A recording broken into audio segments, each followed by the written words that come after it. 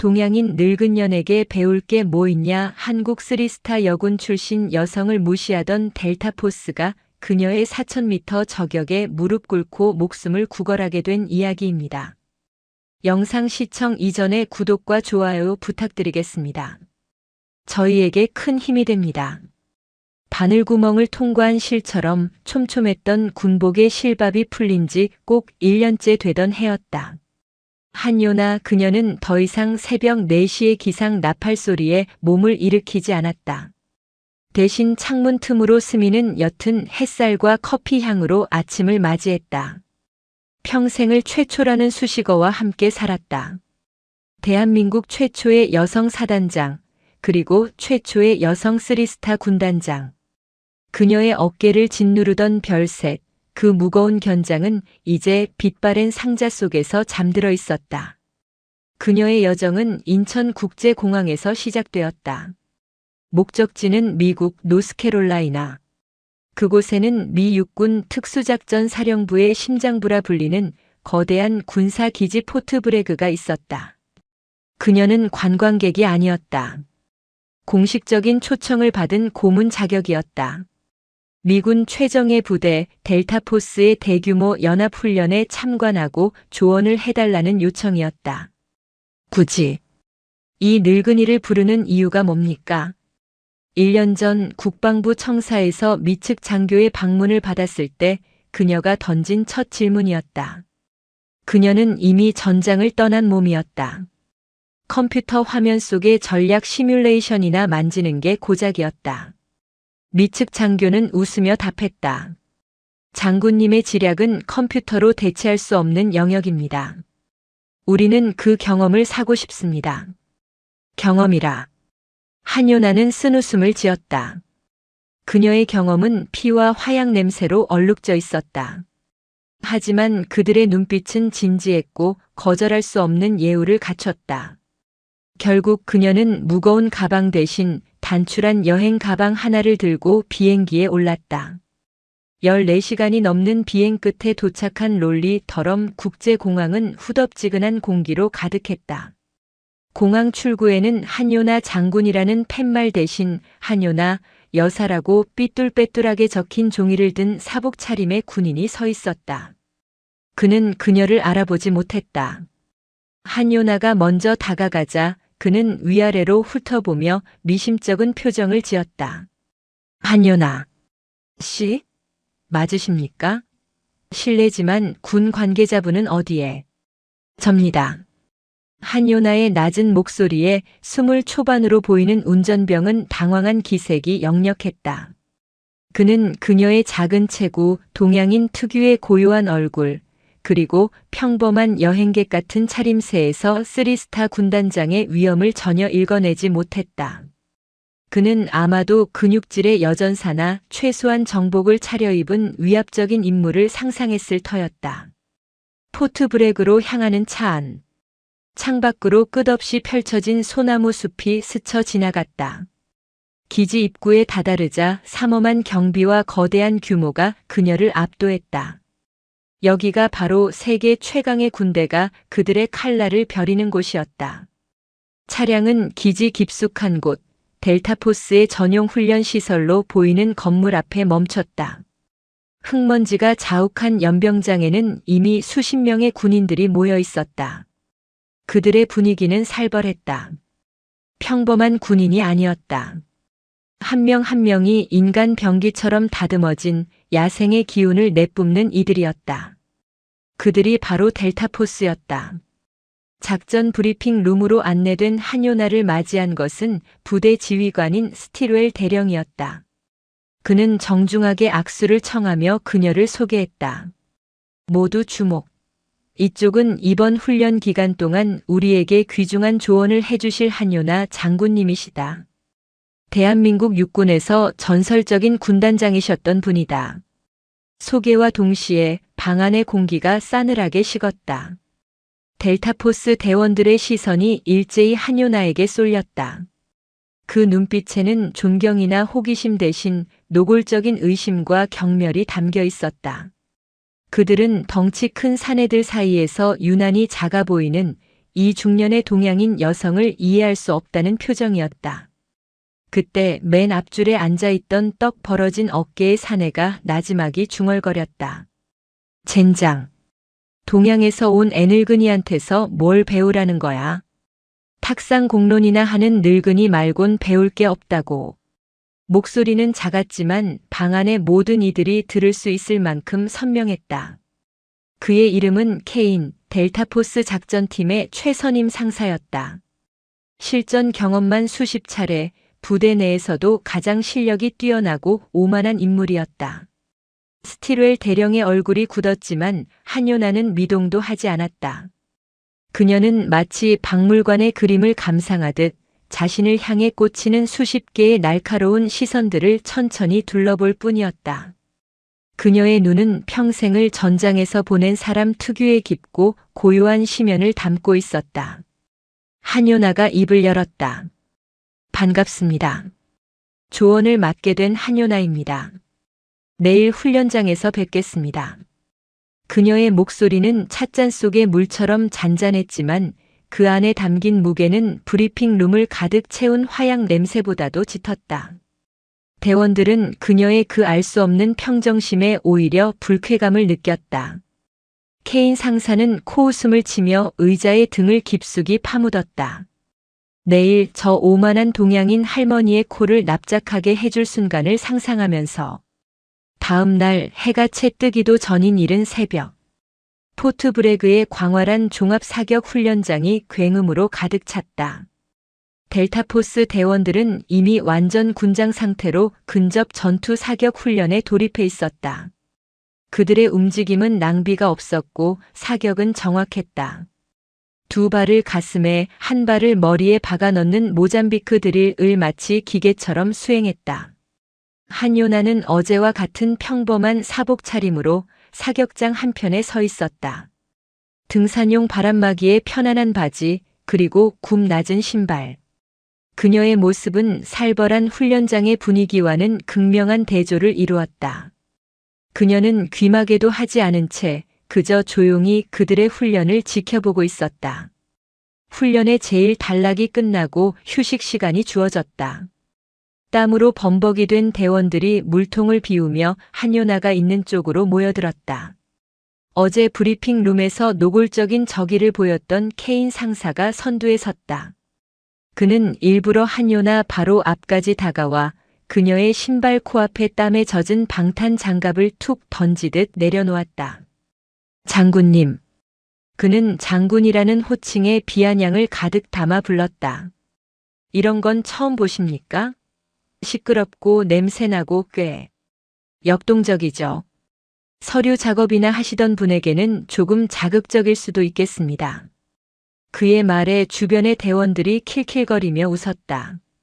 그들은 한요나를 자신들의 영역을 침범한 불청객 혹은 어린애들의 전쟁놀이에 끼어든 늙은 교사 정도로 취급했다. 한요나는 땀 냄새와 화약 냄새가 뒤섞인 케인을 무표정하게 올려다보았다. 그녀의 키는 케인의 가슴팍에도 미치지 못했다. 총소리는 익숙합니다, 상사. 내가 복무했던 곳은 여기보다 훨씬 시끄러웠으니까. 아, 그러십니까? 케인이 과장되게 고개를 끄덕였다. 한국의 그 휴전선이라는 곳 말입니까? 거기서 보초라도 서셨나 봅니다. 하긴 여자분에게 그 이상을 바라긴 어렵겠죠. 그의 모욕적인 발언은 선을 넘고 있었다. 바로 옆에 있던 레드라는 별명의 젊은 대원이 거들었다. 이런 조심하십시오, 부인. 총알이라도 튈라.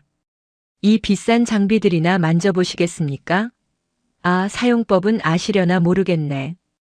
대원들의 조롱은 점점 더 거세졌다. 그들은 한요나를 가운데에 두고 원숭이를 구경하듯 둘러쌌다. 그들의 눈에는 명백한 인종차별과 여성 혐오가 뒤섞여 있었다.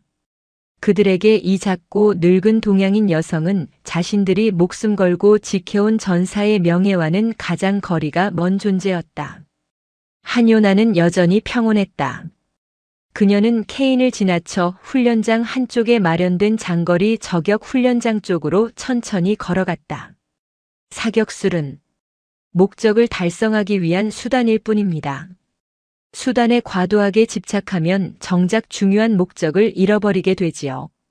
그녀의 나지막한 목소리가 소음 속에서도 케인의 귀에 정확히 파고들었다. 케인의 얼굴이 순간적으로 분노로 일그러졌다. 감히 애늙은이 같은 여자가 델타포스 최정예 저격수 출신인 자신 앞에서 사격수를 수단 따위로 폄하한 것이다. 수단이라고? 케인이 으르렁거리며 그녀의 앞을 막아섰다. 그의 큰 그림자가 한요나를 완전히 덮었다. 이 수단이 없으면 당신 같은 책상 물림들은 진작에 죽었소, 장군. 여긴 말로 전쟁하는 곳이 아니라고. 당신 같은 사람이 도대체 우리에게 뭘 가르쳐 줄 수 있다는 거지? 고리타분한 옛날 전략? 아니면 뜨개질이라도 가르쳐 주시려나? 분위기가 험악해졌다. 스티웰 대령이 이쪽을 향해 다가오려 했지만 한요나는 손짓으로 그를 막았다. 그녀는 알았다. 이 상황은 피할 수 없다는 것을. 이 오만한 짐승들을 잠재우기 위해서는 그들의 언어로 말해줄 필요가 있었다. 좋습니다. 케인이 선언하듯 외쳤다. 말로만 하지 말고 보여주시죠. 우리가 수단에 집착하는 동안 장군님께서는 그 대단한 목적을 얼마나 잘 수행하시는지. 저기 우리 애들이 연습하는 사격장입니다. 어디 총이나 제대로 쏠 줄 아시는지 구경이나 합시다. 그것은 노골적인 도전장이었다. 사격장에 있던 모든 대원들의 시선이 집중되었다. 만약 케인이 그녀의 귓가에 속삭이듯 말하며 조롱의 미소를 지었다. 당신이 우리 대원들 중 단 한 명이라도 사격으로 이긴다면 당신을 고문으로 인정하지. 하지만 그렇지 못한다면 당장 짐 싸서 돌아가시는 게 좋을 겁니다. 여긴 늙은이들의 양로원이 아니니까. 한요나는 천천히 고개를 들었다. 그녀의 눈이 처음으로 차가운 빛을 뿜어냈다. 좋습니다. 대결을 원하신다면 받아들이지요. 델타포스 대원들이 거대한 반원을 그리며 한요나와 케인을 둘러쌌다. 훈련은 완전히 중단되었다. 이제 이곳은 그들의 자존심을 건 결투장이 되었다. 자, 장군님. 케인이 거치대에 놓인 수십 정의 총기들을 손짓으로 가리켰다. 어떤 수단을 고르시겠습니까? 혹시 다루기 쉬운 작은 권총이라도 필요하십니까? 한요나는 대답 대신 케인이 방금 전까지 사용하던 거대한 대물 저격 소총으로 다가갔다. 체이탁이라 불리는 현존하는 가장 강력한 저격총 중 하나였다. 그것은 케인의 몸에 맞춰 완벽하게 개조된 그의 분신과도 같은 무기였다. 이것으로 하지요. 케인의 눈이 커졌다. 이건 내 총입니다. 당신 손에는 맞지 않을 텐데. 쏠 줄은 압니까? 총은 다루는 사람에 따라 달라지는 법이 없지요. 한요나는 익숙한 듯 총을 집어들었다. 그녀의 작은 체구와 대비되는 거대한 총의 모습은 기괴하기까지 했다. 대원들 사이에서 다시 한번 비웃음이 터져나왔다. 저걸로 어깨가 빠지는 거 아니야? 총의 반동에 뒤로 날아갈지도 모르겠군. 한요나는 그들의 조롱을 무시했다. 그녀는 총의 무게 중심을 확인하고 조준경을 살폈으며 놀이쇠를 부드럽게 당겼다 뺐다. 마치 오랫동안 잊고 지낸 옛 친구를 만난 듯 그녀의 손길에는 망설임이 없었다. 좋습니다. 케인이 어깨를 으쓱하며 말했다. 첫 번째 목표물입니다. 저기 1500m. 우리 신병들의 연습 표적이죠. 그는 한요나가 그 거리조차 맞추지 못할 것이라 확신했다. 처음 만져보는 총, 그것도 자신의 몸에 맞지 않는 예민한 저격총으로는 불가능한 일이었다. 한요나는 말없이 땅에 엎드렸다. 사복 바람막이가 흙먼지로 더러워졌지만 그녀는 아랑곳하지 않았다. 그녀가 조준경에 눈을 대는 순간 사격장을 가득 채웠던 모든 소음이 사라졌다. 그녀의 호흡이 느리고 깊게 가라앉았다. 탕! 가벼운 격발음과 함께 총알이 공기를 갈랐다. 잠시 후 1500m 밖 표적지의 정중앙에서 불꽃이 튀는 것이 관측용 모니터에 잡혔다. 대원들의 웃음소리가 멎었다. 케인의 미간이 살짝 좁혀졌다. 운이 좋았군요. 다음은 한요나가 엎드린 자세 그대로 총성을 장전하며 말했다. 케인은 불쾌감을 감추지 않고 다음 목표를 지정했다. 2500m. 저기 바위 틈에 숨겨진 표적이다. 바람의 영향을 심하게 받는 곳이지. 우리 최고 기록 보유자도 5발 중 3발을 맞추면 잘하는 거. 탕. 케인의 말이 끝나기도 전에 총성이 울렸다. 이번에도 결과는 마찬가지였다. 2500m 밖 예측 불가능한 기류 속의 표적이 정확히 2 동강 났다. 이제 사격장에는 완전한 침묵만이 흘렀다. 대원들은 자신들의 눈을 의심했다. 저것은 운으로 가능한 영역이 아니었다. 젠장. 케인이 낮은 욕설을 뱉었다. 그의 자존심에 금이 가기 시작했다. 그는 이 모든 것이 속임수이거나 아니면 자신이 감당할 수 없는 무언가라는 것을 직감했다. 한요나는 자리에서 일어났다. 그리고는 사격장 가장 멀리 인간의 눈으로는 식별조차 불가능한 능선 끝을 가리켰다. 저기 가장 높은 능선 위에 있는 송신탑. 거리는 얼마나 됩니까? 관측병이 황급히 레이저 거리 측정기를 들고 수치를 확인했다. 그의 목소리가 떨리고 있었다. 4000m입니다. 장군님, 그건 불가능합니다. 유효 사거리를 아득히 벗어났습니다. 바람과 중력 공기의 밀도까지. 이건 신의 영역입니다. 4000m라고. 대원들이 경악했다. 그것은 저격의 역사를 통틀어 손에 꼽히는 거의 불가능에 가까운 거리였다. 케인이 광기 어린 웃음을 터뜨렸다. 허풍이시군요, 장군. 좋습니다. 어디 한번 해보시죠. 그 신의 영역이라는 걸 구경이나 해봅시다. 그는 한요나가 불가능한 도전을 스스로 포기하게 만들 속셈이었다. 하지만 한요나는 다시 엎드렸다. 그녀는 조준경을 들여다보았다. 땀 한 방울 흘리지 않았다. 그녀의 눈은 4000m 밖의 작은 점이 아니라 그곳에 이르는 공기의 흐름, 빛의 각도, 지구의 자전까지 꿰뚫어보는 듯 했다. 1분, 2분. 시간이 흘렀다. 대원들이 웅성거리기 시작했다. 포기했나 봐. 총알이 거기까지 날아가기는 할까? 한요나는 기다리고 있었다. 바람과 바람 사이 모든 것이 멎는 찰나의 순간을. 그녀의 전 생애가 이 한 발을 위해 존재했던 것처럼 그녀는 모든 감각을 집중했다. 그리고 마침내 탕! 이전의 2발과는 비교도 안 될 만큼 묵직하고도 청아한 총성이 포트브레그의 하늘을 갈랐다. 모든 이들이 숨을 죽이고 모니터를 바라보았다. 총알은 10초가 넘는 긴 시간 동안 비행했다. 아무 일도 일어나지 않았다. 케인이 승리의 미소를 지으려던 바로 그 순간이었다. 콰직! 4000m 밖 송신탑 꼭대기에서 붉게 깜빡이던 작은 신호등이 정확히 박살나며 검은 연기를 뿜어냈다. 사격장을 덮친 것은 침묵 그 이상이었다. 그것은 경악이었고 공포였으며 이해할 수 없는 현실에 대한 집단적인 마비 상태였다. 속임수야. 가장 먼저 침묵을 깬 것은 케인이었다. 그는 자신의 총을 빼앗듯 잡아채며 한요나에게 달려들었다. 이건 말도 안 돼. 우연이거나 아니면 속임수다. 당신 도대체 정체가 뭐지? 마녀냐? 그의 얼굴은 분노가 아니라 자신의 세계가 무너진 데서 오는 열등감과 공포로 창백하게 질려 있었다. 한요나는 천천히 자리에서 일어났다. 그녀는 흙먼지가 묻은 바람막이를 툭툭 털어냈다. 그리고는 자신을 노려보는 수십 명의 델타포스 대원들을, 그리고 그 중심에서 이성을 잃고 소리치는 케인을 바라보았다. 그녀는 케인에게 그의 총을 정중하게 돌려주며 나지막이 말했다. 총이 참 좋군요.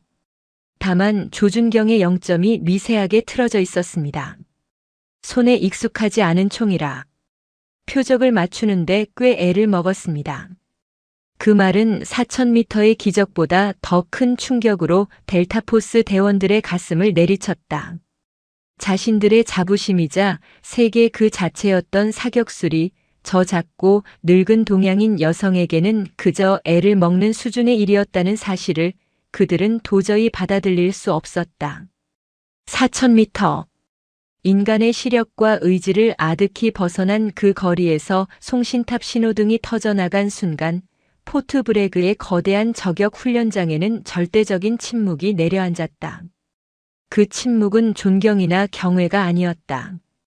그것은 자신들의 세계관이 자신들이 평생 쌓아올린 최강이라는 자부심의 성벽이 저 작고 늙은 동양인 여성의 단 한 발에 산산조각 나는 것을 목격한 이들의 집단적인 공황이었다.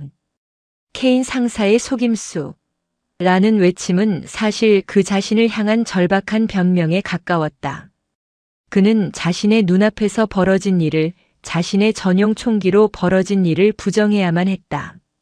그렇지 않으면 그는 자신의 군인으로서의 정체성을 송두리째 잃어버릴 판이었다. 그는 총을 움켜쥐고 한요나에게 금방이라도 달려들 듯 으르렁거렸다. 어떻게 한 거지? 말해. 당장. 그의 흉흉한 기세에도 한요나는 눈 하나 깜짝하지 않았다. 그녀는 오히려 케인의 손에 들린 체이탁 저격 소총을 안쓰럽다는 듯 바라보았다. 상사. 당신의 총은 울고 있군요. 뭐라고? 총은 죄가 없습니다. 총은 그저 쇠붙이일 뿐. 그것을 다루는 사수의 마음이 흔들리면 총구도 흔들리는 법입니다. 당신의 조준경은 완벽했지만 당신의 마음이 0점을 벗어나 있었소. 그래서 내게 익숙하지 않은 총으로도 4,000m를 쏠 수 있었던 겁니다. 당신의 불안이 총에 그대로 남아 있었으니까. 그 말은 쐐기였다. 케인은 마치 벼락이라도 맞은 듯 그 자리에 얼어붙었다. 한요나가 한 것은 단순한 사격이 아니었다. 그녀는 케인이 총을 잡는 순간의 미세한 심리 상태까지 간파하고 그가 미처 보정하지 못한 마음의 오차까지 계산에 넣어 사격했다는 뜻이었다. 이것은 기술의 영역이 아니었다. 도의 경지였다. 스틸웰 대령이 그제야 무거운 침묵을 깨고 다가왔다. 그의 얼굴은 경이로움과 당혹감으로 굳어 있었다. 그는 케인과 다른 델타포스 대원들을 향해 엄숙하게 선언했다. 이상. 증명은 끝났다. 한요나 장군께서는 오늘부로 고문으로서의 모든 권한을 가지시며 그녀의 평가는 훈련 결과에 즉각 반영될 것이다. 이해 있는 사람 있나? 아무도 대답하지 못했다. 아니, 할 수 없었다. 그들의 오만함은 갈갈이 찢겨 흙먼지 속에 나뒹굴었다. 케인은 핏기 가신 얼굴로 총을 든 채 부서진 자존심을 안고 훈련장을 비틀거리며 빠져나갔다. 레드와 호크를 비롯한 그의 추종자들도 죄인처럼 고개를 숙인 채 그 뒤를 따랐다. 그들의 뒷모습에는 패배자의 낙인이 선명하게 찍혀 있었다. 그날 밤 포트 브레그 기지 내의 장교 숙소 식당. 한요나는 딱딱한 빵과 수프를 앞에 두고 홀로 조용히 식사하고 있었다.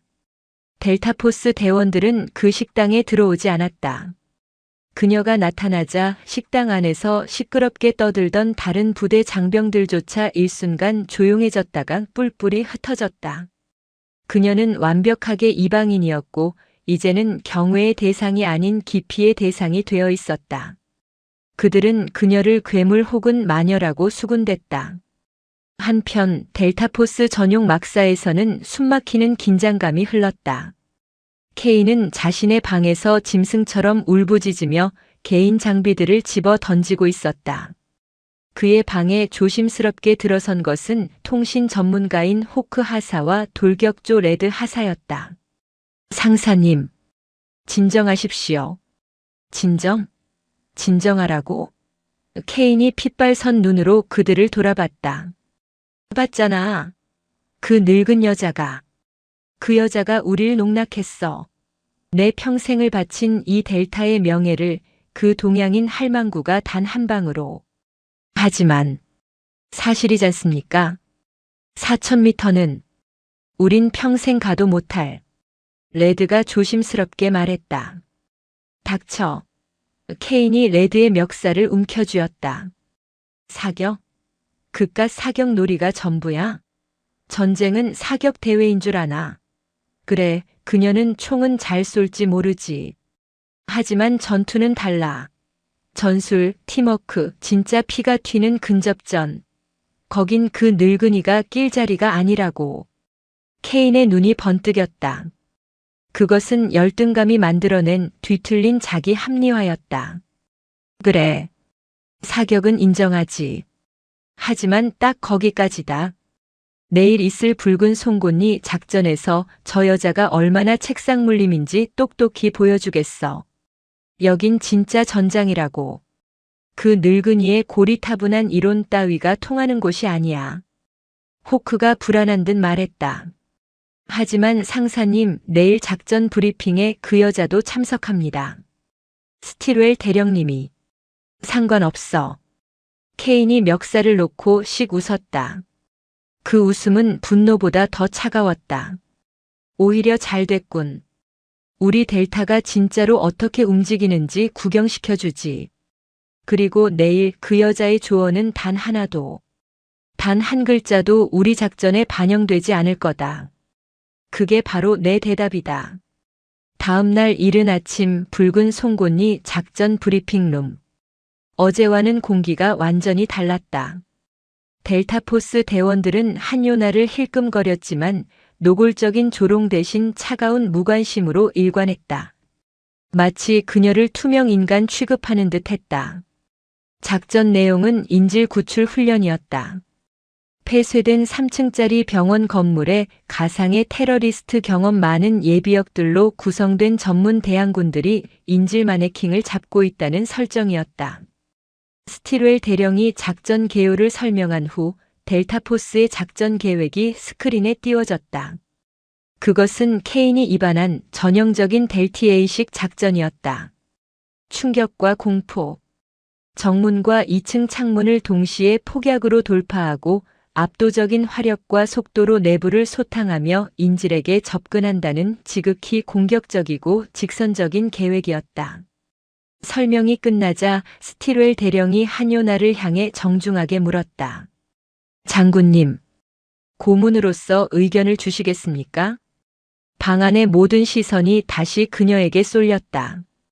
케인은 팔짱을 낀 채 어디 한번 떠들어 보시지라는 오만한 표정으로 그녀를 노려봤다.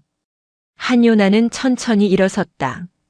그녀는 스크린에 뜬 복잡한 건물 도면을 지팡이 대신 레이저 포인터로 짚었다. 계획이 너무 깨끗합니다. 무슨 뜻이십니까? 케인이 즉각 반문했다. 정보가 너무 완벽하다는 뜻입니다. 적의 위치, 인질의 위치, 심지어 순찰 경로까지.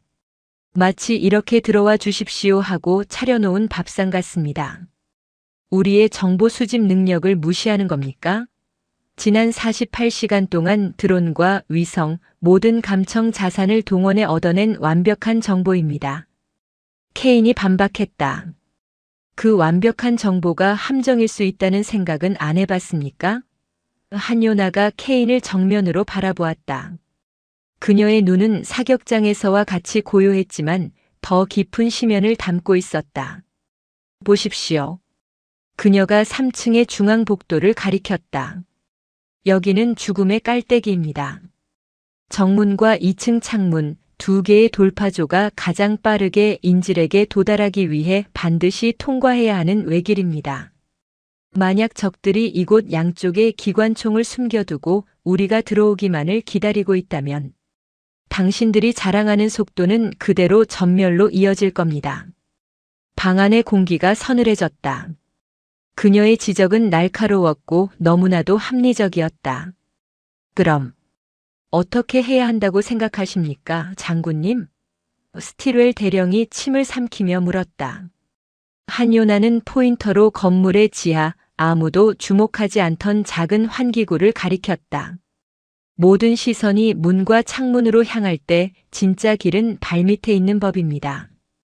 이 낡은 건물의 지하에는 분명 관리용 터널이 있을 겁니다. 정보에는 없지만 낡은 건물일수록 그런 구멍은 많지요.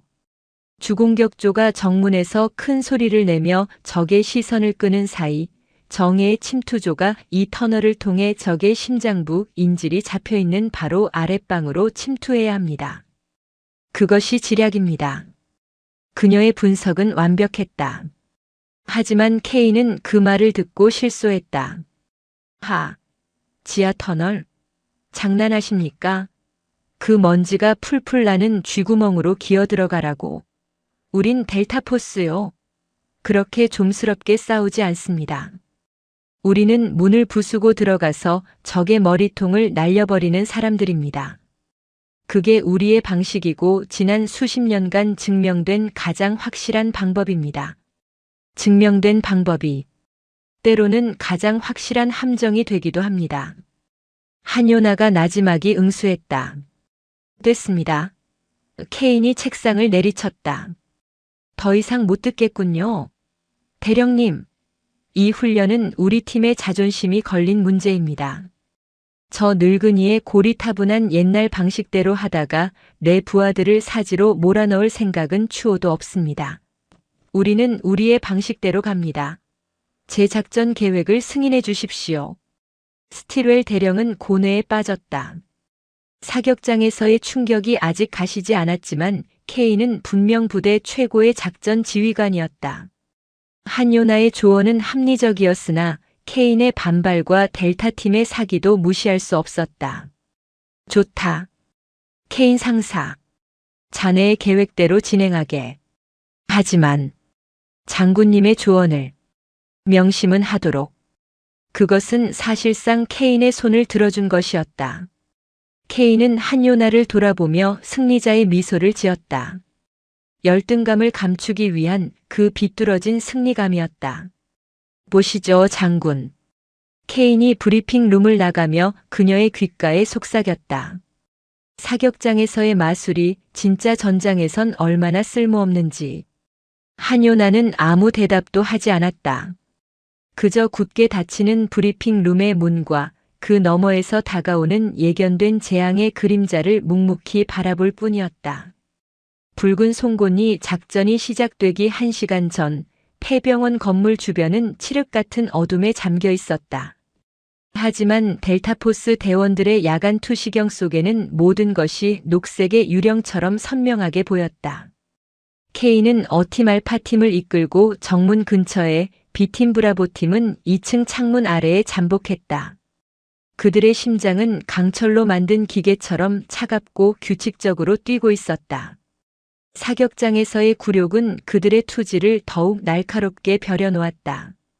그들은 한요나에게 증명해야 했다. 모든 팀 위치 확인. 돌파까지 30초. K의 낮은 목소리가 팀 전체의 무전망을 울렸다. 한편 수백 미터 떨어진 이동식 전술작전 통제실 TOC 안. 거대한 모니터가 수십 개로 분할되어 델타 대원들의 신체 카메라와 무인기 드론과 보내오는 실시간 영상을 띄우고 있었다. 스틸웰 대령은 초조하게 입술을 깨물었고 한요나는 그 옆에서 미동도 없이 스크린을 응시하고 있었다. 그녀의 표정은 마치 깊은 호수와 같아서 그 속을 전혀 읽을 수가 없었다. 돌파, 돌파, 돌파. 케인의 외침과 동시에 정문과 2층 창문에서 거대한 폭음이 밤의 정적을 찢었다. 쾅, 쾅. 문과 창문이 산산조각 나며 자욱한 연기와 먼지를 뿜어냈다. A팀 진입, B팀 진입. 훈련된 맹수들처럼 델타 대원들이 건물 안으로 쏟아져 들어갔다. 그들의 움직임은 교과서 그 자체였다. 빠르고 정확하며 잔혹했다. 1층 로비에서 마주친 대항군 두엇이 순식간에 페인트 탄 세례를 받고 사살 판정을 받았다. 1층 이상 무, B팀 2층 복도 확보. 좋아. 케인이 헬멧 카메라를 향해 주먹을 쥐어 보였다. 통제실을 향한 노골적인 과시였다. 봤나, 이게 델타의 방식이다. 쥐구멍 따윈 필요 없다고. 그들은 거침없이 2층을 장악하고 인질이 있는 3층으로 향하는 중앙 계단으로 향했다. 스틸웰 대령이 안도의 한숨을 내쉬려는 순간이었다. 대령님. 한요나가 나지막이 입을 열었다. 너무 쉽습니다. 그녀의 말이 끝나기 무섭게 통제실의 스피커에서 날카로운 기계음이 터져나왔다. 적통신 교란. 호크, 무슨 일이야? 통신 전문가인 호크 하사의 화면이 지지직거리며 노이즈로 가득 찼다. 모르겠습니다. 강력한 전파 방해입니다. 적들이 우리의 주파수를 알고 있었습니다. 젠장. 케인이 욕설을 뱉었다. 상관없어. 눈앞의 적부터 처리한다. 3층으로 진입. A팀과 B팀이 합류하여 3층 중앙복도 한요나가 죽음의 깔때기라고 지목했던 바로 그곳으로 발을 내딛는 순간이었다. 복도는 이상할 정도로 조용했다. 양옆으로 병실 문들이 도열해 있었고 복도 끝 인질이 갇혀있는 중환자실 문만 굳게 닫혀 있었다. 뭔가 이상합니다, 상사님. 레드가 불안한 듯 속삭였다. 닥치고 전진해. 인질 확보가 최우선이다. 케인이 선두에 서서 중환자실 문을 향해 막 달려나가려던 그때였다. 기익. 텅. 그들이 지나쳐온 1층의 정문과 2층의 창문이 두꺼운 강철 방화문으로 닫히는 소리가 건물 전체에 울려 퍼졌다. 동시에 그들이 막 들어선 3층 복도 입구에도 강철 셔터가 굉음을 내며 떨어졌다. 뭐야? 델타 대원들이 순식간에 도간에 든 쥐가 되었다. 그들은 완벽하게 고립되었다. 함정이다. 케인이 절규하듯 외쳤다. 그 말이 신호였다. 타타타타타타타. 촤르르르륵. 한요나가 예견했던 바로 그 자리, 복도 양쪽 병실들의 닫힌 문 위, 천장과 벽이 만나는 구석에 숨겨져 있던 원격 조종 기관총들이 불을 뿜기 시작했다. 대항군이 설치해 놓은 자동 살상 구역이었다. 그것은 전투가 아니었다. 일방적인 학살이었다. 훈련용 페인트탄이었지만 그 위력은 실제 총알과 다름없이 델타 대원들의 방탄복과 헬멧을 두들겼다. 으악! 이쪽이다. 엄폐해. 복도에는 엄폐물이라고는 없었다. 대원들은 바닥에 납작 엎드려 비명 행사했다. 레드는 가장 먼저 가슴에 수십 발을 맞고 그 자리에서 전사 판정을 받았다. 호크는 통신 장비를 복구하려다 머리에 맞았다. 순식간에 12명의 팀원 중 절반이 전광판에서 붉은색 사망으로 바뀌었다. 젠장. 케인은 유일한 엄폐물인 복도 모퉁이 기둥 뒤에 몸을 숨긴 채 자신의 오만함이 불러온 참혹한 결과를 망연자실하게 바라보고 있었다. 자동 기관총은 멈출 기미가 보이지 않았다. 그들은 여기서 말라 죽을 판이었다. 통제실은 아비규환이었다. 스틸웰 대령은 얼굴이 새하얗게 질려 소리쳤다. 훈련 중단. 당장 중단시켜. 대항군 사격 중지. 하지만 통제실의 무전은 이미 대항군에게도 델타 팀에게도 닿지 않았다. 대항군은 의도적으로 모든 통신을 차단하고 훈련 시나리오에 따라 선멸을 진행하고 있었다. 소용없습니다, 대령님. 한요나의 목소리만이 유일하게 침착했다. 그들은 우리의 통제에서 벗어났습니다. 이제 저들은 스스로 살아남아야 합니다. 하지만 저들은 몰살당할 거요, 장군. 아직 아니. 한요나가 말했다. 그녀는 비상용 마이크를 집어들었다. 그것은 전파 방해를 뚫고 건물 내의 오래된 방송 설비 배선을 통해 직접 소리를 전달할 수 있는 아날로그 방식의 마지막 보루였다. 그녀가 마이크의 버튼을 눌렀다. 자동 기관총 소리와 케인의 절박한 숨소리로 가득 찬 3층 복도. 그 지옥의 한가운데 낡은 천장 스피커에서 잡음과 함께 한요나의 목소리가 울려 퍼졌다. 케인 상사. 내 말 들립니까? 그 목소리는 4,000m 밖의 표적을 꿰뚫었던 그날처럼 정확하고 흔들림 없이 절망의 한복판을 파고들었다. 지옥 같은 총탄 세례 속 천장의 낡은 스피커에서 울려 퍼진 한요나의 목소리는 케인에게 신의 계시처럼 혹은 악마의 속삭임처럼 들렸다. 그는 페인트 탄 파편이 튀는 기둥 뒤에 납작 엎드린 채 거의 이성을 잃고 있었다. 누구야? 정신 차리시오, 상사. 지금부터 내 말에만 집중합니다. 한요나의 목소리는 얼음장처럼 차가웠지만 이상하게도 그 목소리를 듣는 순간 케인의 미친 듯이 뛰던 심장이 조금씩 안정을 찾기 시작했다. 당신이 이럴 줄 알고 있었어. 다 당신 때문이야. 원망은 나중에 하시고 살고 싶으면 들으시오. 당신들 5명 남았소. 그중 2은 부상 페인트 탄 집중 피격으로 인한 센서 오류. 기동 가능한 인원은 당신 포함 3분입니다. 케인은 경악했다. 통신도 영상도 모두 끊겼을 터였다. 그런데 그녀는 어떻게 이 상황을 손바닥 보듯 알고 있단 말인가. 한요나는 통제실에서 그들의 심박수, 체온 등 생체 신호가 전송되는 마지막 로그 기록과 건물 내에 희미하게 남아있던 음향 센서를 분석해 상황을 재구성해낸 것이었다. 복도 양쪽 끝의 기관총은 연료 전지로 작동하는 독립형이요. 앞으로 5분 뒤면 탄환이 떨어지거나 전력이 방전될 거요. 하지만 당신들은 그 5분을 버티지 못합니다. 그럼 어쩌라고? 방법이 없잖아. 길은 언제나 발밑에 있다고. 내가 말했을 텐데요. 한요나의 목소리에 케인은 무언가에 홀린 듯 바닥을 내려다보았다. 낡은 병원 복도의 타일 바닥.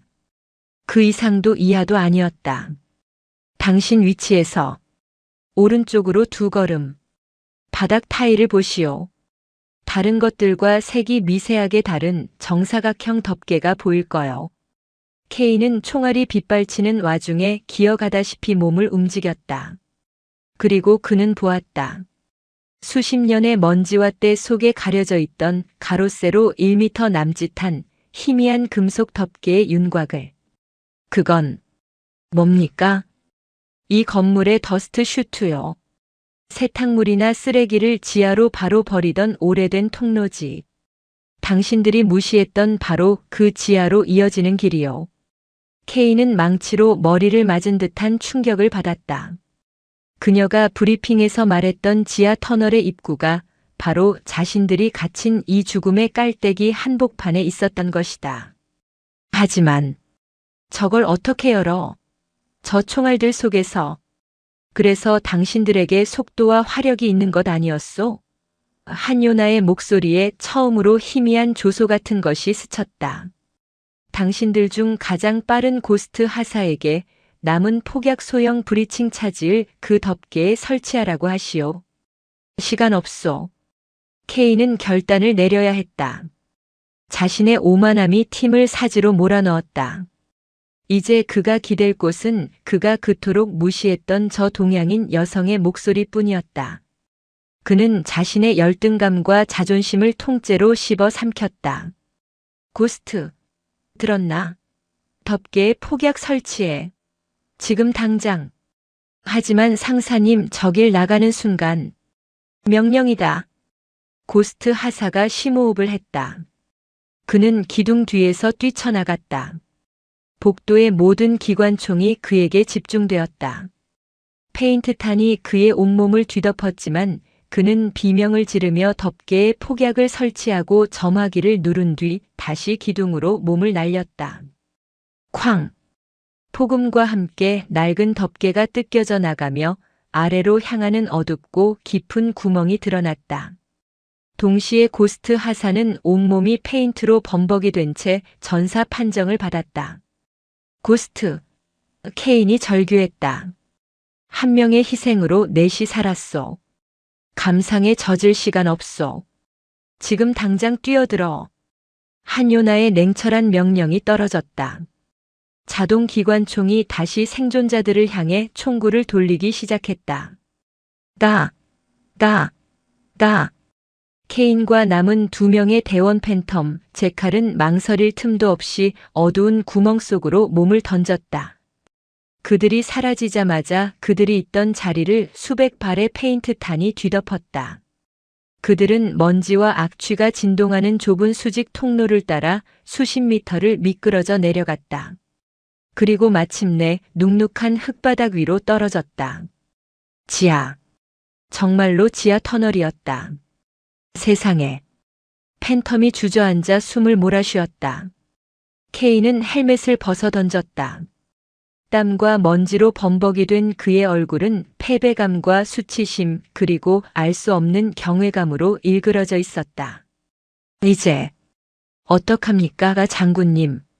그는 무전기가 아닌 어둠 속의 허공을 향해 물었다. 마치 그녀가 그곳에 있는 것처럼. 잠시 후 지하 터널의 낡은 배관을 타고 희미하게 한요나의 목소리가 진동처럼 울려 퍼졌다. 일어나시오, 상사. 전쟁은 아직 끝나지 않았소. 한요나는 지하 터널의 구조를 마치 자신이 설계한 것처럼 꿰고 있었다. 그 터널은 동쪽으로 200m 인질이 잡혀있는 중환자실의 바로 아래층, 중앙 배전실로 연결돼요. 대항군들은 당신들이 지하에 있으리라고는 상상도 못할 거요. 하지만 우리는 셋뿐입니다. 정면으로. 누가 정면으로 가라고 했습니까? 한요나가 그의 말을 잘랐다. 당신들은 델타요. 문을 부수는 자들이지. 하지만 이번엔 문이 아니라 바닥을 부수시오. 한요나의 작전은 경악스러울 만큼 대담하고 기발했다.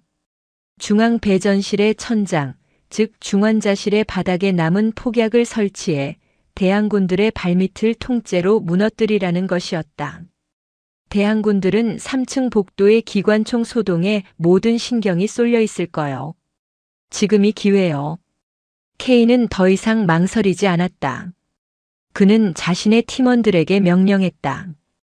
그녀의 목소리를 통해 그는 잊고 있던 전사의 본능을 되찾고 있었다. 팬텀 제칼. 장군님 말씀 들었지. 움직인다. 그들은 어둠을 뚫고 배전실에 도착했다. 천장에 조심스럽게 폭약을 설치했다. 케인은 마지막 점화 스위치를 손에 쥐었다. 장군님, 준비됐습니다. 5초 뒤 3층 복도의 기관총 전력이 모두 소진되어 대항군들이 상황을 파악하러 복도로 나오는 순간 그때 터뜨리시오. 케인은 숨을 죽였다. 5, 4, 3, 2, 1. 정적. 지상을 뒤흔들던 기관총 소리가 거짓말처럼 뚝 멎었다. 지금이요. 케인이 스위치를 눌렀다. 쾅! 엄청난 굉음과 함께 중환자실 바닥이 통째로 무너져 내렸다. 인지를 지키고 있던 대항군들은 무슨 일이 일어났는지도 모른 채 무너진 바닥과 함께 지하 배전실로 쏟아져 내렸다. 처리해. 케인과 델타 대원들이 어둠 속에서 튀어나와 혼란에 빠진 대항군들을 향해 페인트탄을 쏟아부었다. 상황은 순식간에 종료되었다.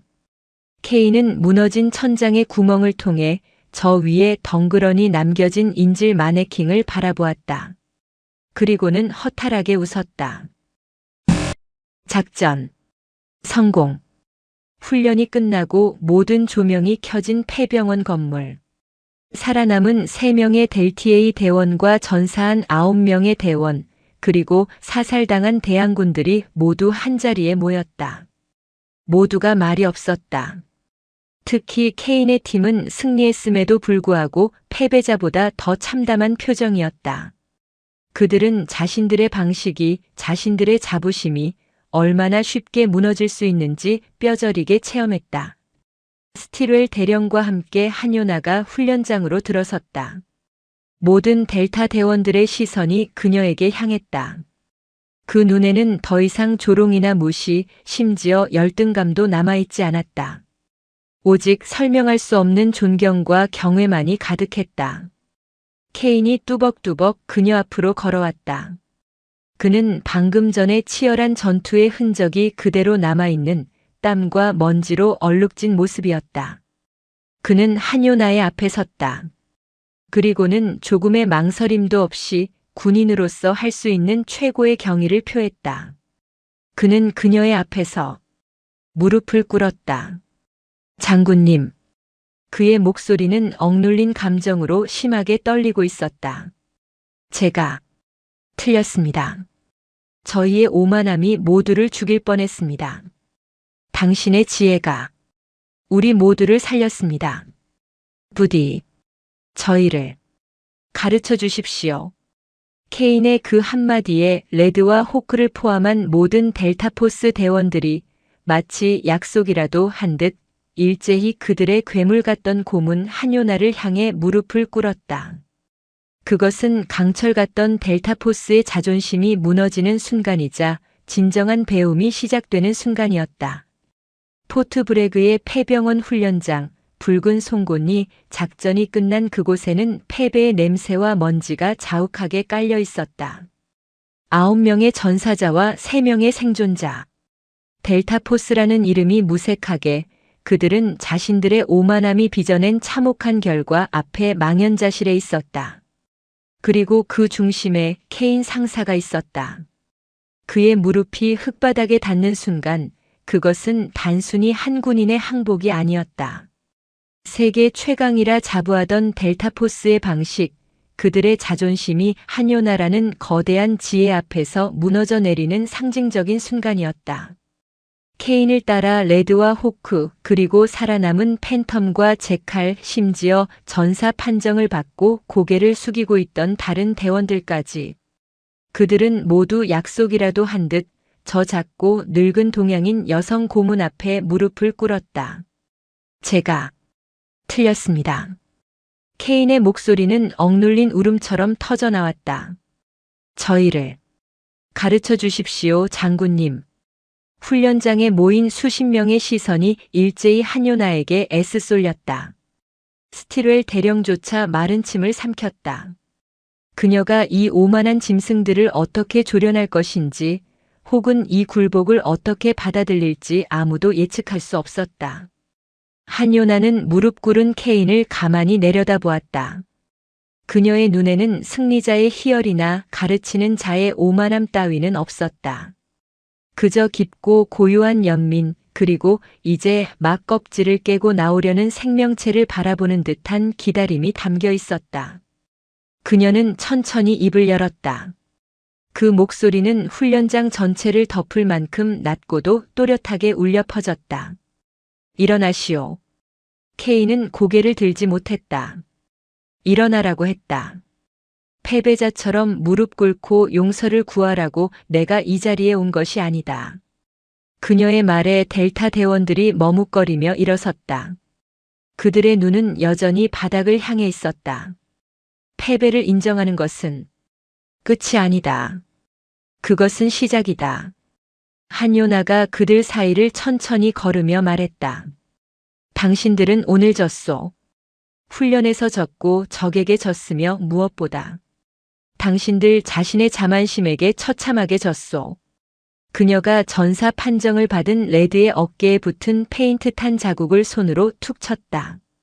당신들은 델타라는 이름에 취해 있었소. 당신들이 가진 최첨단 장비와 압도적인 화력, 수십 년간 쌓아온 명성. 그것이 당신들의 눈을 가리고 귀를 막았지. 적은 당신들의 그 자만심을 정확히 꿰뚫어 본 것이고 나는 그저 그것을 짚어주었을 뿐이요. 한요나는 통제실로 사용되던 임시 천막으로 걸어갔다. 그녀는 작전 영상을 저장한 디스크를 꺼내 들었다. 오늘 밤 전원 작전 분석실로 집합하시오. 당신들이 어떻게 졌는지 그 이유를 뼈에 새겨줄 테니. 그날 밤 델티 에이포스 전용 작전 분석실. 거대한 스크린 앞에는 단 한 사람 한요나만이 서 있었다. 케인을 비롯한 작전팀 전원은 죄인처럼 맨 앞줄에 앉아 있었다. 스틸웰 대령조차 뒷좌석에서 침묵을 지켰다.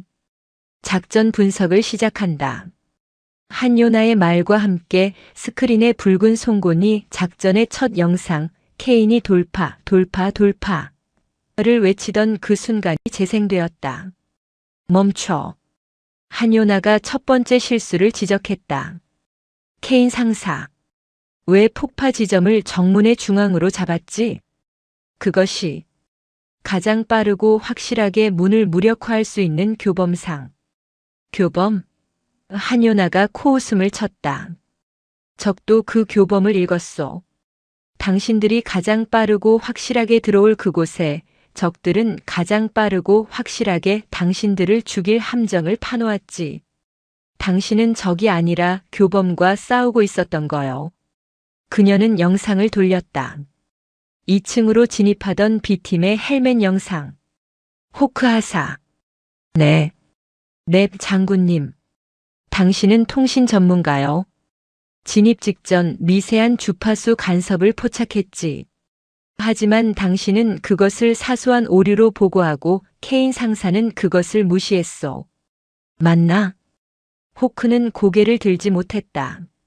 적은 나 여기 있소 하고 신호를 보냈는데 당신들은 듣고 싶은 것만 듣고 보고 싶은 것만 본 게야.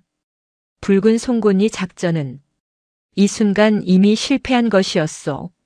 한요나의 분석은 칼날 같았다. 그녀는 델타 대원 한 명 한 명의 움직임, 시선 처리, 심지어는 호흡까지 지적했다. 그들의 자만심, 급한 성격, 동료를 과신한 나머지 확인을 게을리한 순간들. 그 모든 것이 모여 전멸이라는 결과를 만들어냈다는 것을 그녀는 수십 개의 영상을 통해 조목조목 증명해 보였다. 분석실 안의 공기는 얼음장처럼 차가웠다. 대원들은 자신들의 실수를, 자신들의 어리석음을 생생하게 마주하며 치욕과 고통에 몸부림쳤다. 이것은 단순한 작전 분석이 아니었다. 그것은 수술이었다. 그들의 골마 터진 자부심을 도려내는 고통스러운 외과 수술이었다. 새벽동이 터울 무렵 마지막 영상이 끝났다. 케인이 지하 터널에서 인지를 확보하고 허탈하게 웃던 그 장면이었다. 그리고 이것이 유일한 성과요. 한요나가 스크린을 껐다. 방 안에 무거운 침묵이 내려앉았다. 당신들은 강철이요. 의심할 여지 없이 세계 최강의 강철이지. 하지만 당신들은 물이 되는 법을 잊었소. 물. 말입니까? 케인이 쉰 목소리로 물었다. 강철은 강하지만 부러지기 쉽소. 강철은 단단하지만 정해진 형태 외에는 가질 수 없지. 하지만 물은 어떻소? 물은 형태가 없어. 가장 낮은 곳으로 흐르고 어떤 틈이든 파고들며 조용히. 그러나 반드시 상대를 잠식시키지. 그리고 때가 되면 그 부드러운 물이 거대한 해일이 되어 모든 것을 집어삼키는 법이요. 그녀가 대원들을 둘러보았다. 그들의 눈은 더 이상 오만하지 않았다. 공허했지만 그 공허함 속에 무언가를 절박하게 갈구하는 배고픔이 서려 있었다. 지금까지 당신들은 강철로만 싸워왔소. 오늘부터 나는 당신들에게 물이 되는 법을 가르칠 것이요. 당신들의 모든 것을 버릴 준비가 되었는가? 아무도 쉽게 대답하지 못했다. 그것은 델타로서의 정체성을 부정하라는 말과도 같았다. 그때 케인이 자리에서 일어섰다. 그는 피로와 굴욕으로 엉망이 된 얼굴이었지만 그의 눈은 4000m 밖을 보던 한요나의 눈처럼 무언가를 결심한 듯 깊어져 있었다. 버리겠습니다. 아니, 처음부터 다시 시작하겠습니다. 그가 한요나를 향해 완벽한 자세로 경례를 붙였다. 대한민국 육군 예비역 중장 한요나 장군님. 오늘부로 델타포스 작전팀은 장군님의 훈련병으로서 모든 가르침을 따를 것을 맹세합니다. 맹세합니다. 다른 모든 대원들이 일제히 일어나 격려했다. 그들의 목소리는 하나가 되어 분석실을 뒤흔들었다. 한요나는 그들의 격려를 말없이 받았다. 그녀는 알았다. 진짜 훈련은 지금 이 순간부터 시작이라는 것을. 좋다. 그녀가 나지막이 말했다. 그럼 첫 번째 훈련을 시작하지. 전원 지금 즉시 모든 장비를 반납하도록. 네. 장비라면. 당신들이 눈과 귀처럼 의지하던 모든 것. 야간 투시경, 열상 감지기, 위성 통신 장비 심지어 그 잘난 저격 소총의 조준경까지. 전부 다. 대원들의 얼굴이 새하얗게 질렸다. 그것은 델타 대원들의 팔다리를 자르겠다는 말과 같았다. 장군님, 그것들 없이는 당신들은 장님이고 귀머거리라는 말을 하고 싶은 게지. 한요나가 그들의 속내를 꿰뚫었다. 바로 그거요. 나는 당신들을 장님으로 만들 것이요. 아무것도 보이지 않는 완벽한 어둠 속에서 비로소 진짜 눈을 뜨게 해줄 테니. 한요나의 첫 번째 훈련은 감각의 해방이었다. 그것은 델타포스 역사상 가장 기괴하고도 잔인한 훈련의 시작을 알리는 서막이었다. 포트 브레그의 광활한 훈련장 중에서도 가장 깊숙한 곳, 침묵의 계곡이라 불리는 훈련장이 있었다. 그곳은 사방이 수백 년 된 소나무와 참나무로 뒤덮여 있고 모든 종류의 전파와 통신이 차단되는 문명과 완벽하게 격리된 원시의 땅이었다. 델타 대원들은 이곳을 지옥의 입구라고 불렀다. 한요나는 그들의 첫 번째 훈련 장소로 바로 그곳을 택했다. 오늘부터 열흘간 우리는 이곳을 나가지 않소. 한요나의 선언에 대원들은 동요했다. 그들은 말 그대로 알몸이었다. 한요나의 명령에 따라 그들은 최첨단 전투복 대신 질긴 면으로 된 훈련복을 입고 전투 식량 대신 최소한의 물과 건빵 몇 조각만을 지급받았다. 그리고 각자의 손에는 날카롭게 날이 선 단검 한 자루씩만 들려 있었다. 장군님, 이걸로 뭘 하라는 겁니까? 레드가 불안한 목소리로 물었다. 그는 손에 들린 차가운 단검의 감촉이 낯설기만 했다. 살아남으시오. 한요나가 태연하게 말했다. 그리고 보시오. 보라니요? 아무것도 없는데. 눈으로만 보는 것을 본다고 착각하지 마시오. 당신들은 지금까지 기계를 통해 세상을 봤지. 기계가 보여주는 녹색 형상, 붉은색 열원, 위성이 찍어준 점. 그것이 전부라고 믿었소. 하지만 진짜 적은 그렇게 친절하게 색깔로 표시되지 않소. 한요나는 숲의 가장자리에 섰다. 그녀는 여전히 사격장에 나타났던 그날의 바람막이 차림이었다. 첫 번째 훈련은 눈이요. 그녀는 대원들에게 눈을 감으라고 명령했다. 칠흑 같은 어둠이 그들을 덮쳤다. 무엇이 들리오? 바람 소리가 들립니다. 케인이. 새소리가 들립니다. 호크. 나뭇잎 스치는 소리가 들립니다. 팬텀. 그것뿐인가? 한요나가 나지막이 물었다.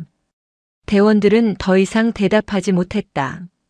나는 12km 밖을 지나는 장갑차의 진동 소리가 들리오. 나는 당신들 중 레드 하사가 공포에 질려 심장이 분당 120번 넘게 뛰는 소리가 들리오.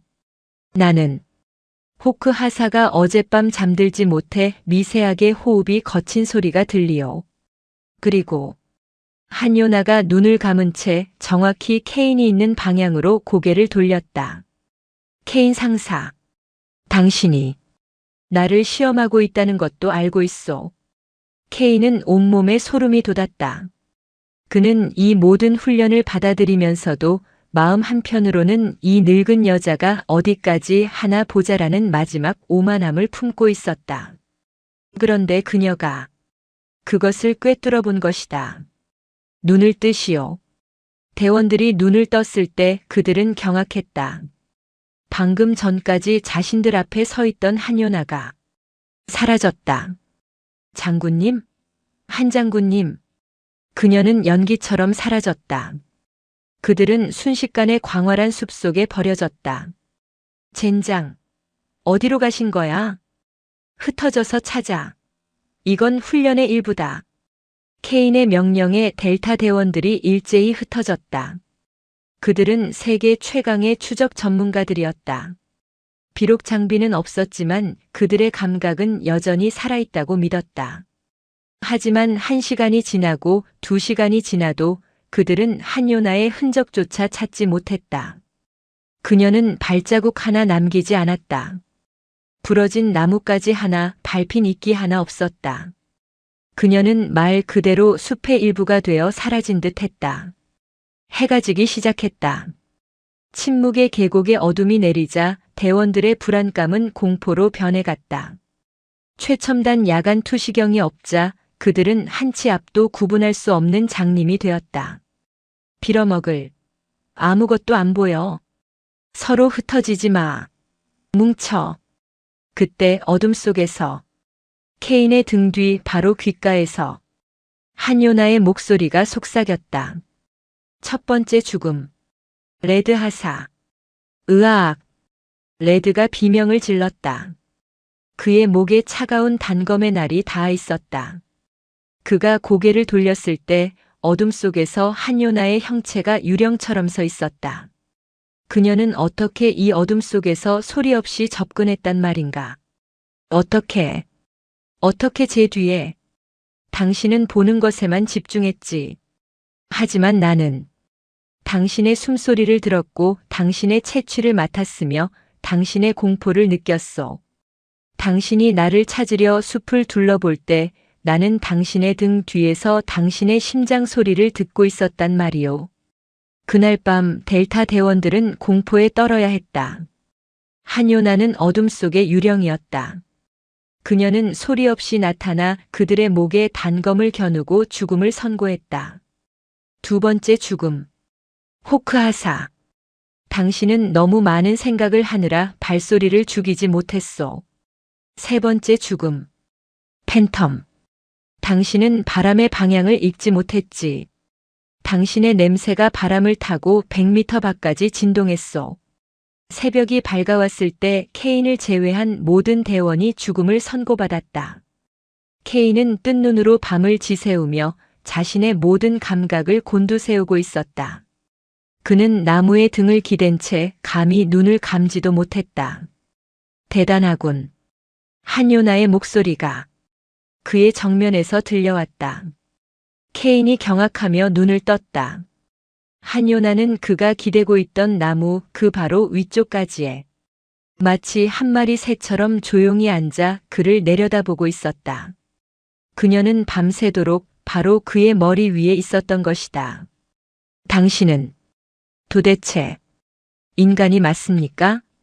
케인이 절망 섞인 목소리로 물었다. 나도 당신들과 똑같은 인간이요. 다만 나는 기계에 의지하는 법을 배우지 않았을 뿐이요. 한요나가 나무에서 가볍게 뛰어내렸다. 당신들은 눈을 잃었소. 그래서 이제 귀를 열어야 하오. 코를 열어야 하고 피부로 느껴야 하오. 그날부터 지옥 훈련이 시작되었다. 한요나는 그들의 눈을 강제로 빼앗았다. 그들은 모두 검은 천으로 눈을 가려야 했다. 소리 훈련. 그들은 눈을 가린 채 한요나가 던지는 돌멩이의 소리만 듣고 그것을 피해야 했다. 처음에는 돌에 맞고 비명을 질렀지만 사흘이 지나자 그들은 바람을 가르는 미세한 소리만으로도 몸을 피할 수 있게 되었다. 그들은 100m 밖에서 들려오는 동료의 발소리가 누구의 발소리인지 구분할 수 있게 되었다. 후각 훈련. 그들은 흙냄새, 젖은 이끼 냄새, 짐승의 배설물 냄새를 구분해야 했다. 한요나는 숲속의 위장에 숨어있는 표적 스티르엘 대령이 보낸 다른 교관을 오직 냄새로만 찾아내라고 명령했다. 그들은 화약 냄새, 전투 식량 냄새, 심지어는 긴장한 사람이 흘리는 땀 냄새까지 맡기 시작했다. 촉각 훈련. 그들은 맨발로 숲을 걸었다. 발바닥으로 전해지는 흙의 온도, 나뭇가지의 질감, 공기의 습도를 느끼며 지형을 파악했다. 케이는 자신의 발바닥 피부로 땅속을 흐르는 물의 미세한 진동을 느끼는 경지에 이르렀다. 열흘째 되던 날 밤. 대원들은 눈을 가린 채 침묵의 계곡 한가운데 앉아 있었다. 그들은 더 이상 두려워하지 않았다. 그들은 눈을 감고 있었지만 모든 것을 보고 있었다. 바람의 흐름, 숲속 생명체들의 움직임, 그리고 온다.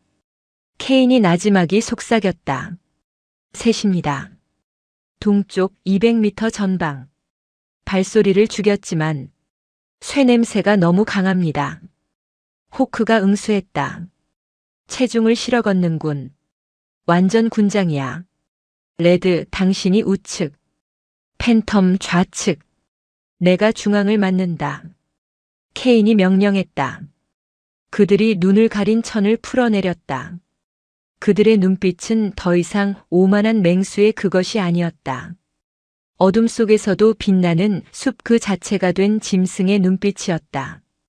잠시 후 훈련장에 잠입한 3명의 무장 괴한 대항군이 비명도 지르지 못하고 쓰러졌다. 델타 대원들은 그들의 등 뒤에서 나타나 정확히 목에 단검을 겨누었다. 훈련 종료. 어둠 속에서 한요나가 모습을 드러냈다. 그녀의 얼굴에 처음으로 희미한 미소가 걸려 있었다. 이제 겨우 눈을 떴군. 하지만 당신들의 강철은 아직 무뎌.